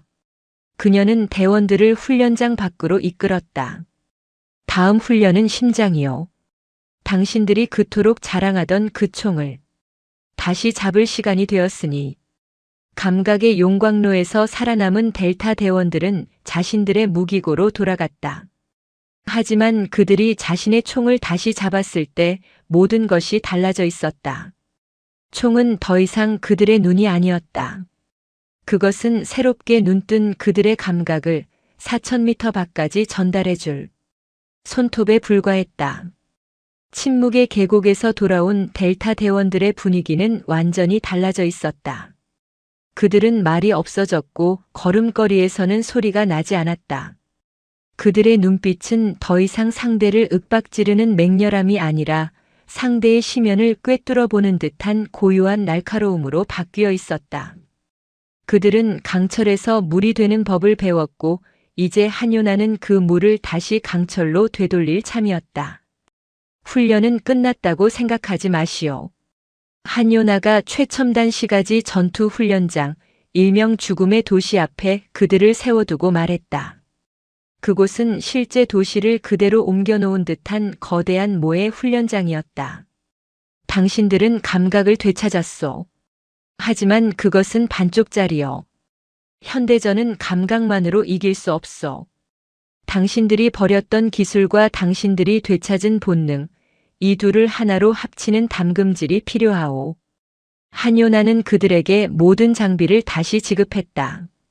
최신형 야간 투시경, 위성통신 장비, 그리고 그들의 분신과도 같았던 저격 소총과 돌격 소총.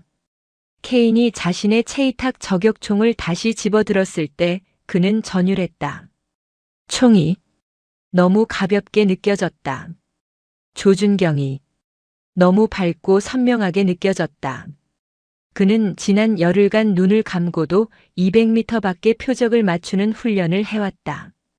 그런 그에게 4000m 밖의 표적을 보여주는 이 조준경은 마치 신의 눈을 빌린 것만 같았다. 장군님, 이것은 이제야 당신의 총과 하나가 된 것 같소? 한요나가 물었다. 총을 이용하려 하지 말고 총을 당신 감각의 연장선으로 만드시오. 당신의 눈이 4000m 밖을 직접 보게 하고 당신의 손가락이 방아쇠가 아니라 적의 심장을 직접 꿰뚫는다고 생각하시오. 그녀의 말은 지시가 아니라 계시와도 같았다. 오늘의 훈련 목표는 불가능이요. 한요나가 스크린에 띄운 것은 델타포스조차 고개를 내저었던 최악의 시나리오였다. 작전명 바벨탑. 30층짜리 초고층 빌딩. 최상층에는 적대국의 고위 과학자가 생화학 무기 키메라를 완성하기 직전. 건물 전체는 1,000명의 중무장한 적군 가상의 대항군과 민간인 500명만 해킹과 역할 수행원이 뒤섞여 있는 상황. 적들은 인질들을 인간 방패로 삼고 있으며 건물 전체에는 폭탄이 설치되어 있고 외부에서의 모든 접근은 감시되고 있었다. 불가능합니다. 케인이 즉각 반박했다. 이건 작전이 아니라 자살입니다. 정면 돌파는 의미가 없고 공중 침투는 격추될 겁니다. 설령 옥상에 도달한다 해도 1,000명의 적을 뚫고 30층을 내려오며 인지를 구출하는 것은 그래서 불가능이라고 했소. 한요나가 케인의 말을 잘랐다. 당신들의 옛날 방식으로는 말이지. 그럼 장군님의 방식은 무엇입니다? 물은 위에서 아래로만 흐르지 않소. 한요나가 의미심장한 미소를 지었다. 물은 가장 약한 틈을 파고들어 아래에서 위로 솟구쳐 오르기도 하지. 그녀의 작전은 경악 그 자체였다. 그녀는 바벨탑 작전을 위해 델타 대원들을 3개의 조로 나누었다. 제1조 유령, 케인과 호크단 2명. 그들의 임무는 작전 시작 72시간 전, 즉 사흘 전에 건물에 잠입하는 것이었다. 그들의 침투 경로는 정문도 옥상도 환기구도 아니었다. 이 빌딩의 하수 처리관이요. 한요나가 도면의 가장 밑바닥을 가리켰다. 가장 더럽고 가장 냄새나며 아무도 신경 쓰지 않는 곳. 물이 되어 흐르기에 가장 완벽한 길이지. 제2조 그림자. 레드와 팬텀이 이끄는 8명의 돌격조. 그들은 작전 당일 건물에서 2km 떨어진 옆 건물의 옥상에서 대기한다. 제3조 천둥. 스틸웰 대령이 지휘하는 나머지 지원부대. 그들은 도시 외곽에서 대규모 양동 작전을 펼쳐 적들의 시선을 정문과 옥상으로 돌리는 역할을 맡았다. 이 작전의 핵심은 소리 없는 강철이요. 한요나가 케인을 바라보았다. 케인 상사. 당신과 호크 하사가 이 작전의 성패를 가를 무리자 칼날이요. 당신들은 사흘간 적들의 심장부에서 그들의 숨소리를 들으며 단 한 번의 기회를 기다려야 하오. 작전이 시작되었다. 케인과 호크는 칠흑 같은 어둠 속 역겨운 냄새가 진동하는 하수 처리관을 통해 바벨탑의 지하 4층 기계실로 잠입하는 데 성공했다. 그들은 침묵의 계곡에서 배운 대로 자신들의 기척을 완벽히 지웠다. 그들은 먼지 쌓인 배관 뒤 전기가 끊어진 엘리베이터 통로에 숨어 사흘 밤낮을 버텼다. 그들은 봤다. 교대하는 적들의 피로한 눈빛을 들었다. 적 지휘관이 암호화된 통신으로 나누는 대화를 느꼈다. 적들의 사기가 서서히 떨어지고 있음을. 그들은 더 이상 침입자가 아니라 건물 그 자체가 되어가고 있었다. 작전 당일 D-Day. 천둥 작전 개시. 스틸웰 대령의 명령에 도시 외곽에서 엄청난 폭음과 교전이 시작되었다. 바벨탑의 적들은 예상대로 모든 병력을 1층 정문과 옥상으로 집중시켰다. 멍청한 놈들. 역시 정면으로 올 줄 알았지. 적 지휘관이 비웃었다. 바로 그 순간이었다.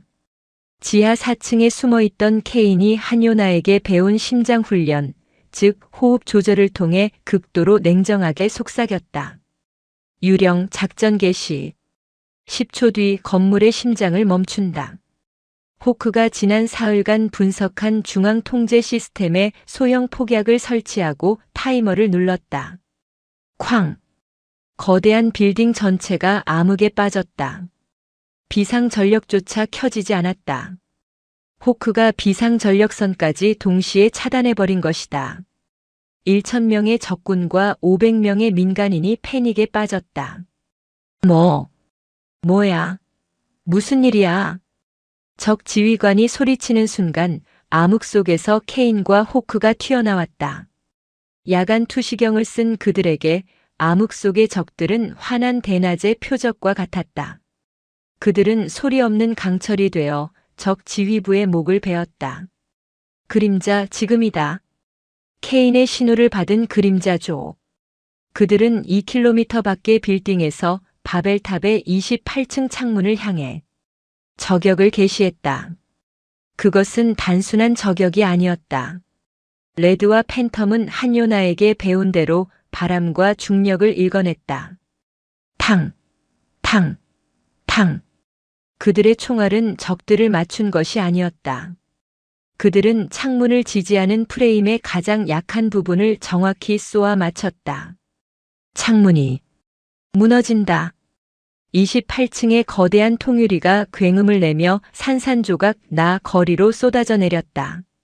그리고 그림자 조대원 8명이 2km 거리의 두 빌딩 사이에 미리 설치해 두었던 아무도 몰랐던 가느다란 고강도 와이어를 타고 글라이더처럼 어둠을 가르며 바벨탑 28층으로 날아들었다.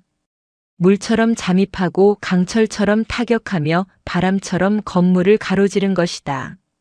그것은 더 이상 작전이 아니었다. 그것은 예술이었다. 유령조는 아래에서 위로, 그림자조는 위에서 아래로 적들을 소탕해 나갔다. 그들은 침묵의 계곡에서 배운 대로 소리 없이 움직였다. 적들은 자신들이 언제, 어디서, 어떻게 당했는지조차 알지 못했다. 작전 개시 30분 후. 최상층 과학자가 있던 방. 문이 열리고 방탄복에 피페인트와 먼지를 뒤집어 쓴 케인이 들어섰다.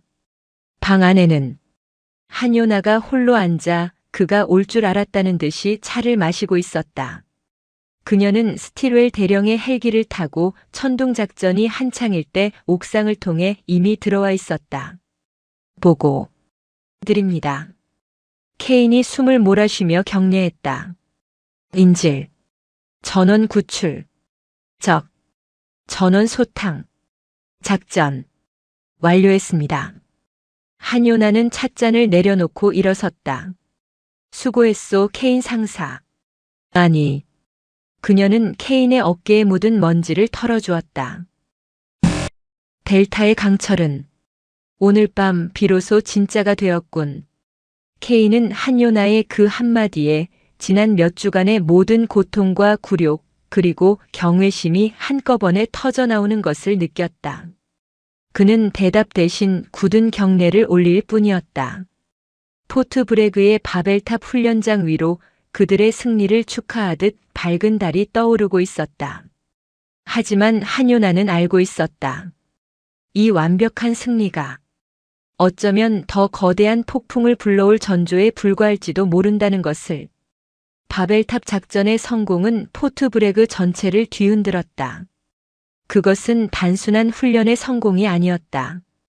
델타포스 창설 이래, 아니 미 육군 특수작전 사령부 역사상 가장 불가능하다고 여겨졌던 시나리오가 단 한 명의 사상자 훈련 판정 없이, 그것도 적 지휘부의 예상을 완벽하게 벗어난 마치 예술과도 같은 방식으로 정복당했기 때문이었다. 작전 종료 다음 날 델타포스 본부의 대형 브리핑 시어터. 그곳은 한요나가 처음 모욕을 당했던 그 작은 브리핑 룸이 아니었다. 수백 명의 장교가 들어갈 수 있는 사령부 전체의 심장부와도 같은 곳이었다. 그리고 그곳은 가득 차 있었다. 스틸웰 대령의 긴급 보고를 받고 노스캐롤라이나주 전체에 주둔하던 육군 특수작전 사령부의 고위 장성들과 정보분석관들까지 긴급히 소집되었다. 그들은 도대체 무슨 일이 일어났는지 자신의 눈으로 확인하기 위해 모여들었다.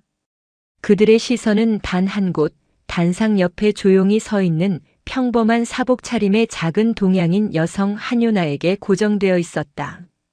그녀를 향했던 첫날의 의심과 경멸은 이제 감히 입에 담을 수도 없는 경외와 이해할 수 없는 신비감으로 바뀌어 있었다. 스틸웰 대령이 단상에 섰다. 그의 목소리는 아직도 흥분이 가라앉지 않은 듯 미세하게 떨리고 있었다. 어젯밤, 우리는 기적을 보았습니다. 바벨탑은 이론상으로만 존재하던 우리의 한계를 시험하기 위한 시나리오였습니다. 그리고 우리는 늘 실패했습니다. 하지만 어제 우리는 성공했습니다. 아니, 압도했습니다. 그가 거대한 중앙 스크린을 가리켰다. 스크린이 둘로 분할되었다. 왼쪽 화면에는 불과 몇 주 전 붉은 송곳니 작전에서 죽음의 깔때기에 갇혀 처참하게 전멸하던 델타 대원들의 모습이 재생되었다.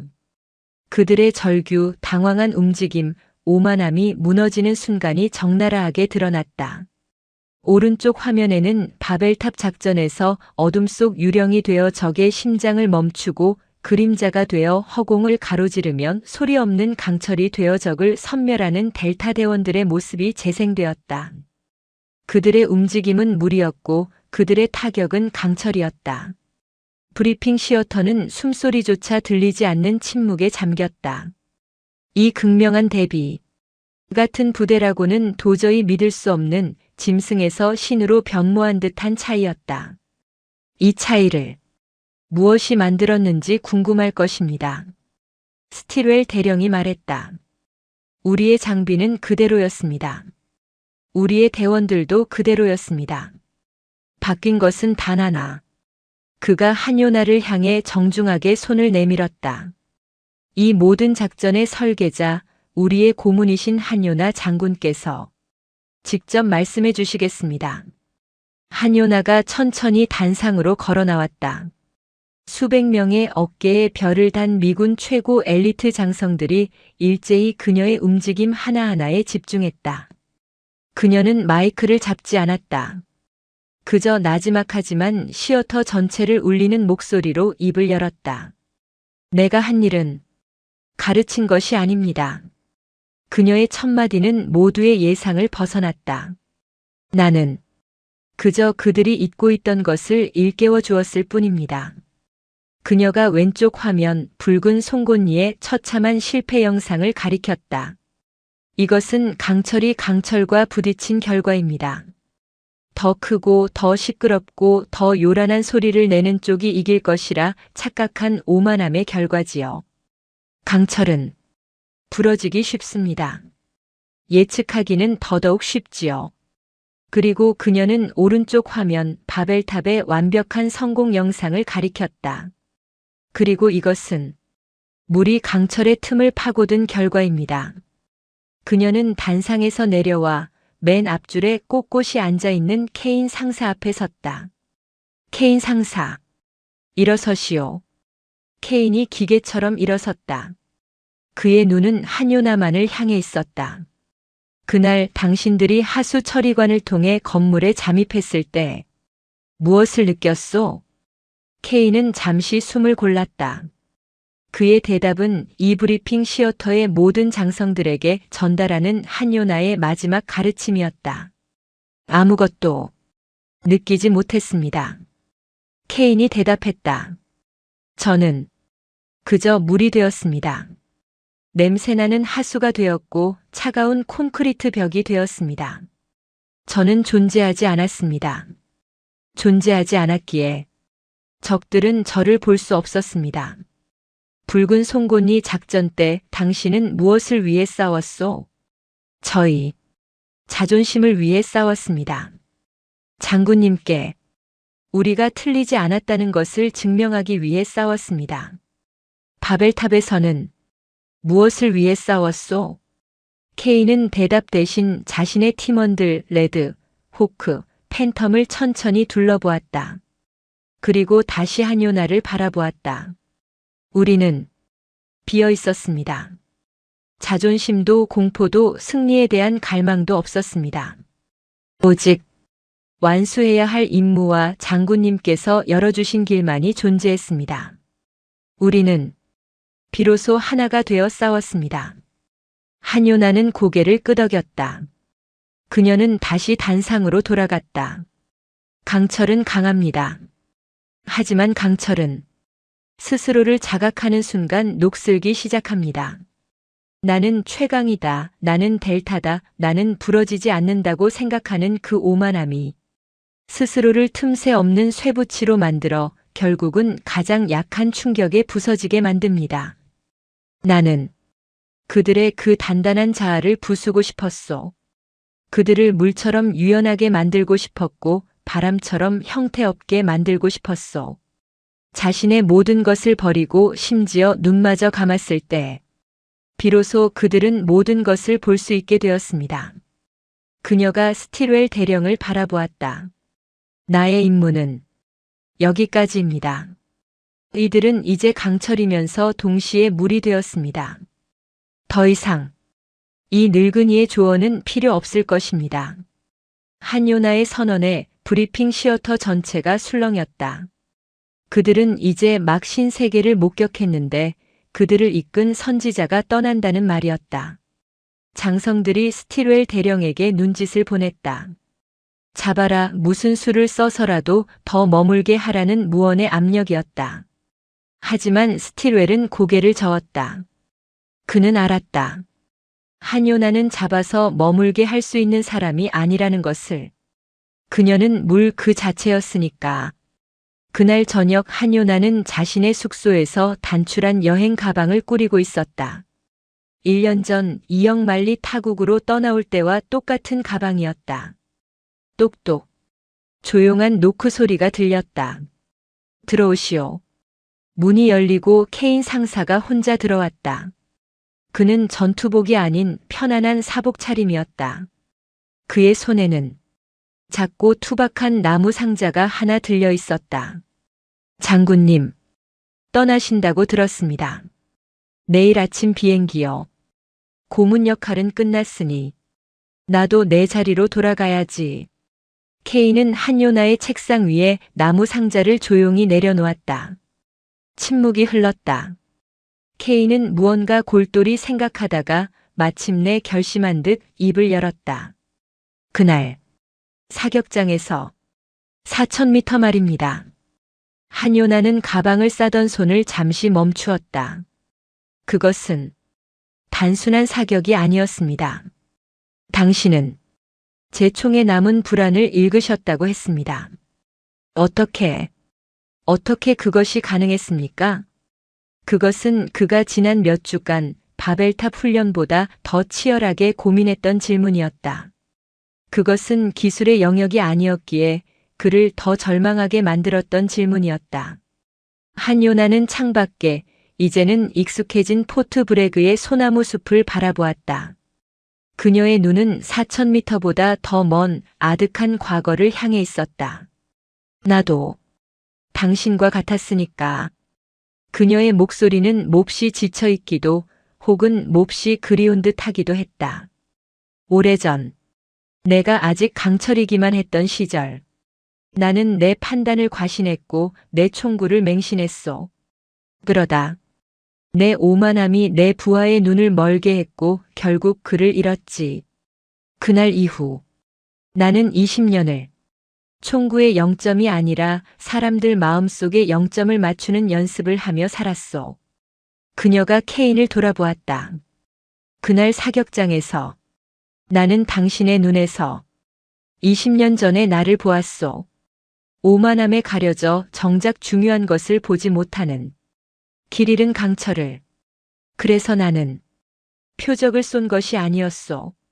당신의 그 오만함을 그리고 내 과거의 망령을 함께 쏘아버리고 싶었던 게지.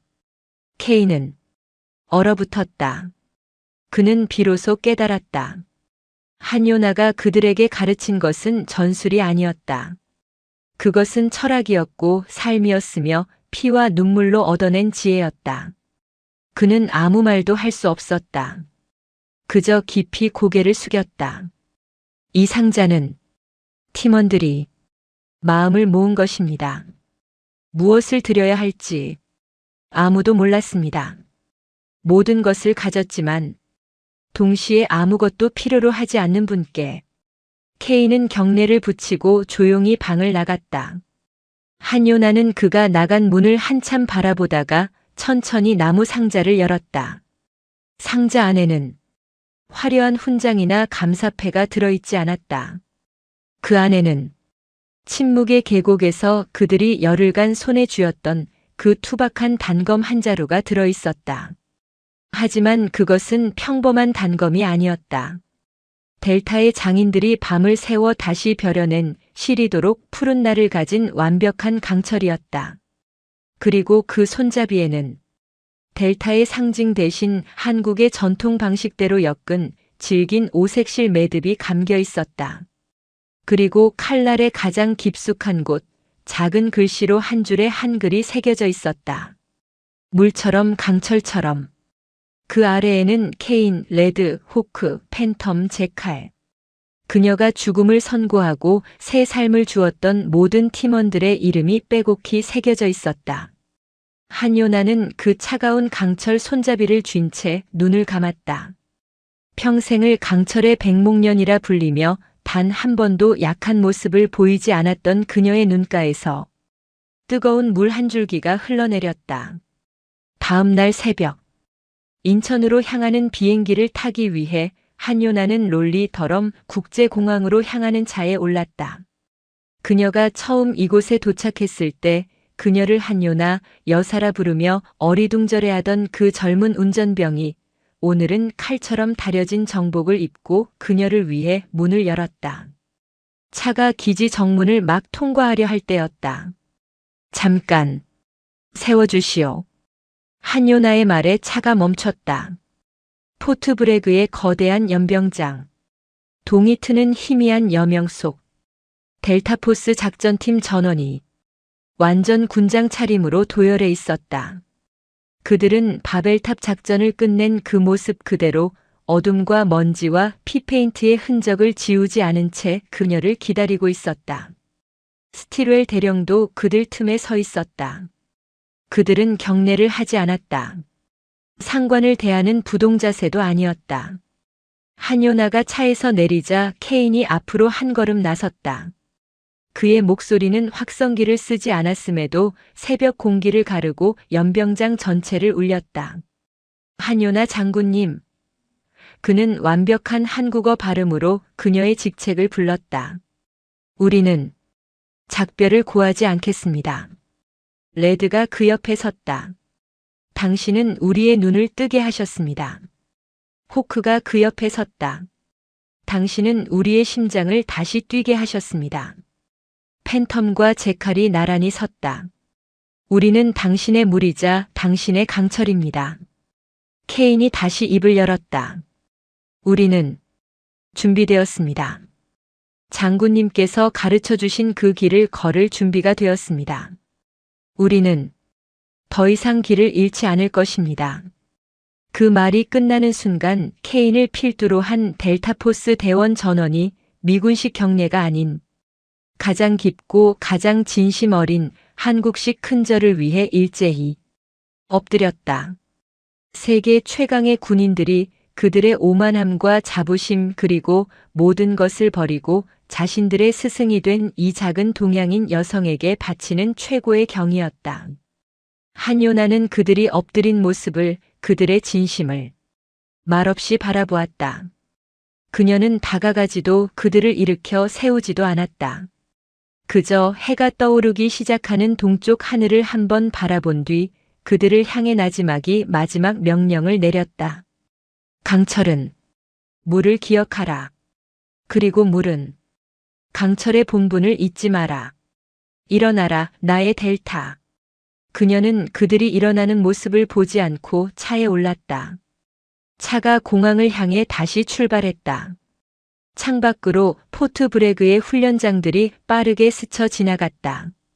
운전병이 떨리는 목소리로 룸미러로 그녀를 보며 물었다. 장군님, 괜찮으시다면 질문이 하나 있습니다. 괴물 같은 분들이 왜 장군님께 저러시는 겁니까? 당신은 도대체 저 안에서 무슨 일을 하신 겁니까? 한요나는 눈을 감았다. 그녀의 손에는 나무 상자에서 꺼낸 물처럼 강철처럼이라고 새겨진 차가운 단검이 쥐어져 있었다. 그녀는 희미하게 웃었다. 그들에게 애늙은 이의 잔소리가 조금 필요했나 보지. 인천행 비행기가 이륙했다. 한요나는 잠시 한국을 떠났었지만 그녀는 강철의 백목련이라는 자신의 전설을 대서양 건너 낯선 땅의 심장부에 영원히 뿌리내리고 돌아가는 길이었다. 오늘도 시청해 주셔서 감사합니다. 영상이 즐거우셨다면 구독과 좋아요 부탁드리겠습니다.